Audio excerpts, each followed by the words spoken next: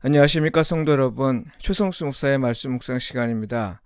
말씀 묵상은 그리스도인의 온전한 예배를 위해 서로 세우는 교회에서 제공합니다.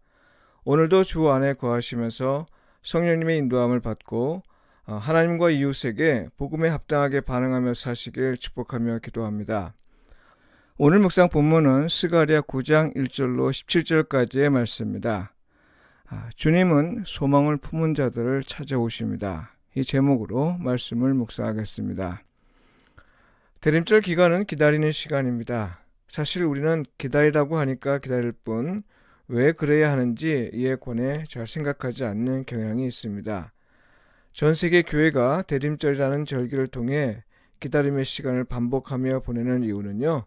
한편으로는 약속대로 우리에게 오신 메시아의 첫 번째 오심을 기념하면서 다른 한편으로는 약속하신 대로 우리에게 다시 오실 주님을 끝까지 기다릴 수 있기 위함입니다.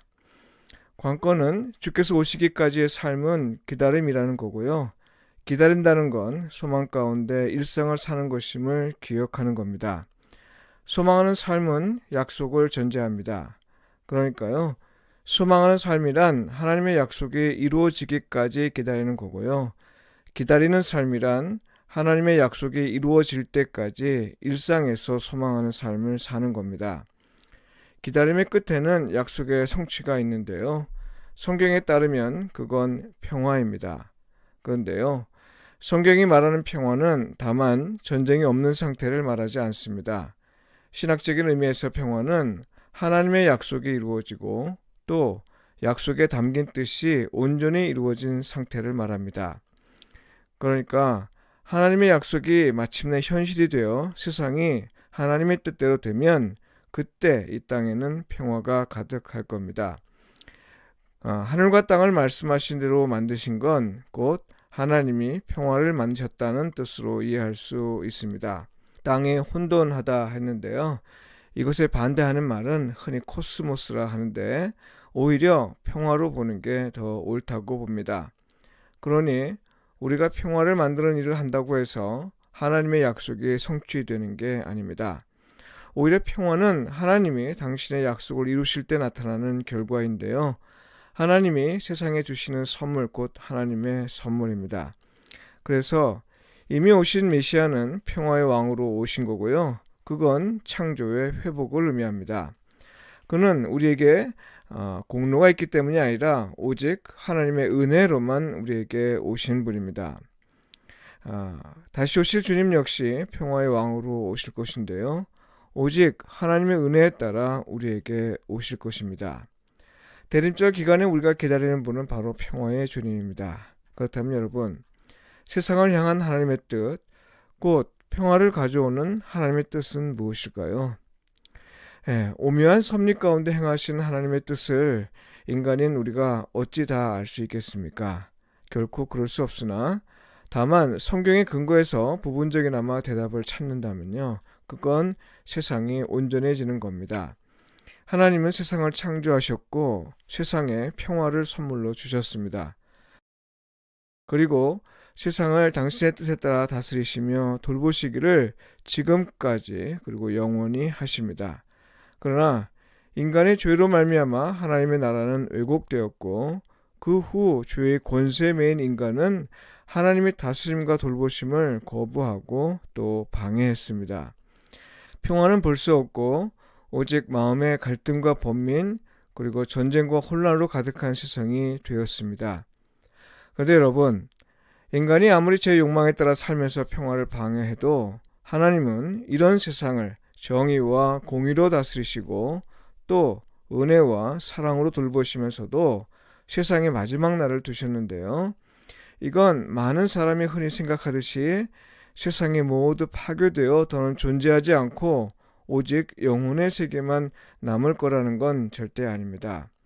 하나님이 세상의 마지막을 두신 건요. 오히려 하나님의 다스림과 돌봄을 거역하고 방해하는 모든 것들을 끝장내시기 위함입니다.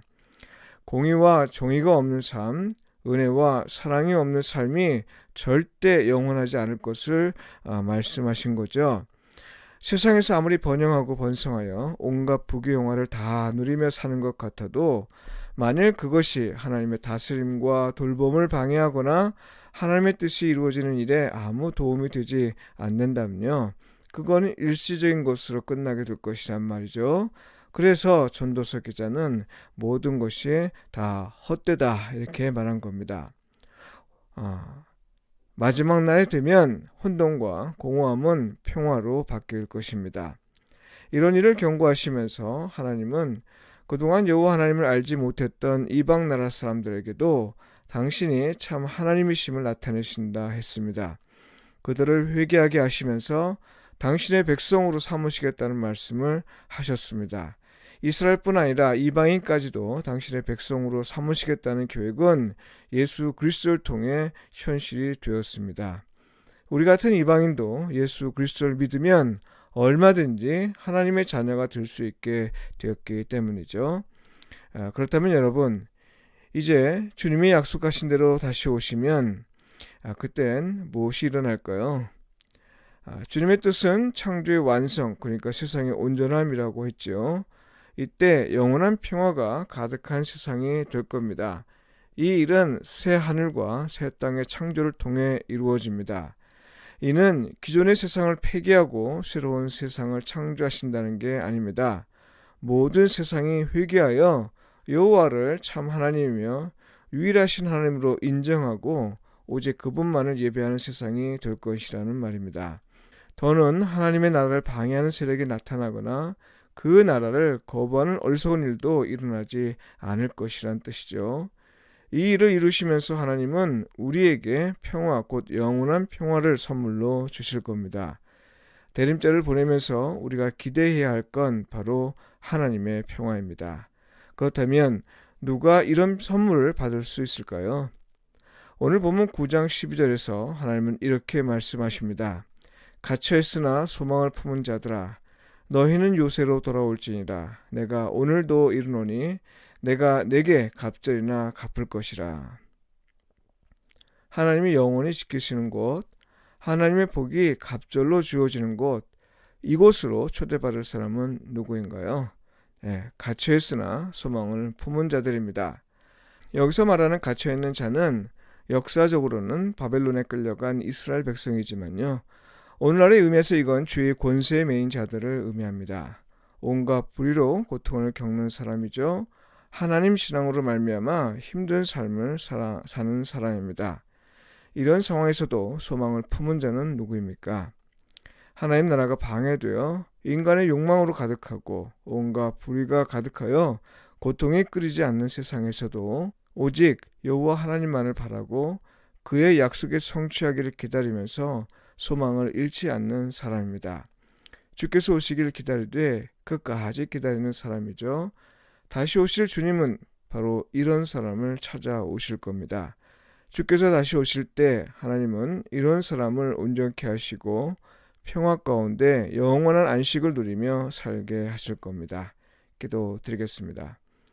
우리에게 약속을 주신 하나님, 그 약속이 이루실 때가 언제인지 알 수 없으나 주께서 오시면 세상의 욕망은 끝나고 모든 괴로움과 슬픔도 끝날 것을 믿습니다.